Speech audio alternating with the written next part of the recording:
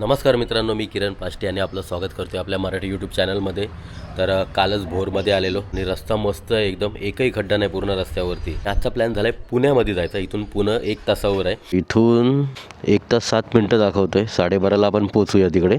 आणि आज जातोय आपण शनिवार वाड्यामध्ये. लहान असताना आम्हाला इतिहासाच्या पुस्तकामध्ये होतं, तर कधी मी बघितला पण नव्हता, प्रणालीने पण नाही बघितला आहे. तर आज तिकडे चाललो आहे, तर शनिवार वाडा पण बघून घेऊया.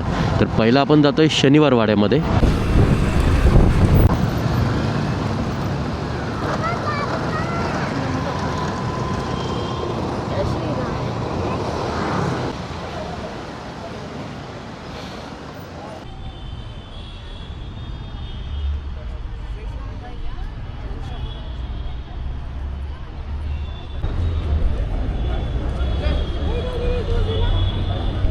तर आपला भाव इकडे असतो शनिवार वाड्याच्या इकडे, आणि आमचे फोटो काढलेत. फोटो मी वरती ओव्हरले करतो, नक्की बघा. आणि कधी आलात की नक्की त्याला भेटा.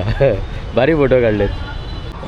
हा स्कॅनर तुम्हाला स्कॅन करून डिटेल तुमची पूर्ण फिल करायची त्याच्यामध्ये, आणि पर पर्सन 20 रुपये तिकीट आहे. शनिवार वाडा हा पुण्यातील पेशव्यांचे ऐतिहासिक मुख्यालय असून 1732 मध्ये तो थोरले बाजीराव पेशवे यांनी तो बांधला. मुठा नदीच्या काठी असलेला हा भव्य वाडा त्याच्या मजबूतीसाठी यांनी दिल्ली दरवाजा, मस्तानी दरवाजा सारख्या 5 मुख्य दरवाजांसाठी प्रसिद्ध आहे. इकडे मॅप दिलाय, आणि मॅपनुसार जर प्रत्येक कान्याकोपऱ्यात जायचं असेल तर मॅप बघून तुम्ही जाऊ शकता. 1828 मधील भीषण आगीत या वाड्याची मुख्य वास्तू नष्ट झाली, परंतु तरीही हे मराठा साम्राज्य व संस्कृतीचे प्रतीक म्हणून ओळखले जाणारे पुण्यातील हे प्रमुख पर्यटक स्थळ आहे. त्यानंतर थोडं पुढे आलं की पेशवांची वंशावली दिसेल, त्यामध्ये सगळी डिटेल आहे.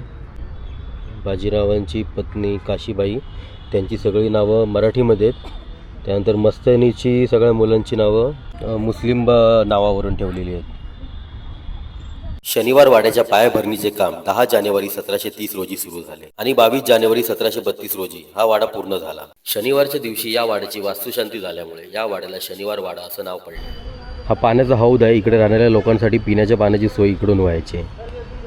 या वाड्यात दिल्ली दरवाजा, गणेश दरवाजा, जांभूळ दरवाजा, खिडकी दरवाजा आणि मस्तानी दरवाजा असे 5 ऐतिहासिक दरवाजे आहेत. 1828 मध्ये लागलेल्या या आगीत वाड्याचा मोठा भाग भस्मसात झाला, तरीही तटबंदी आणि काही भाग आजही उभे आहेत. हा वाडा सकाळी 9:30 ते संध्याकाळी 5 पर्यंत पर्यटकांसाठी खुला असतो. येथे दररोज संध्याकाळी लाईट अँड साऊंड शो आयोजित केला जातो, जो मराठीमध्ये उपलब्ध असतो. शनिवार वाडा हा महाराष्ट्राच्या आणि विशेषतः पुण्याच्या इतिहासाचा एक महत्त्वाचा साक्षीदार आहे, जो पेशव्यांच्या यशाची आणि ऱ्हासाची कहाणी सांगतो. 1772 मध्ये माधवराव पेशवे यांच्यानंतर त्यांचे धाकटे भाऊ नारायणराव पेशवे पदावर आले. नारायणरावांचे काका रघुनाथराव यांना सत्तेची लालसा होती. त्यांनी आणि त्यांची पत्नी आनंदीबाई यांनी नारायणरावांना मारण्याचा कट रचला. 1973 मध्ये कारस्थानी काका रघुनाथराव आणि आत्या आनंदीबाई यांच्या सांगण्यावरून सुमेरसिंग गार्दीने नारायणरावांची हत्या केली. मदतीसाठी ओरडताना त्यांनी काका मला वाचवा अशी हाक दिली, जी आजही पौर्णिमेच्या रात्री शनिवार वाड्याच्या अवशेषांमधून ऐकू येते अशी आख्यायिका आहे.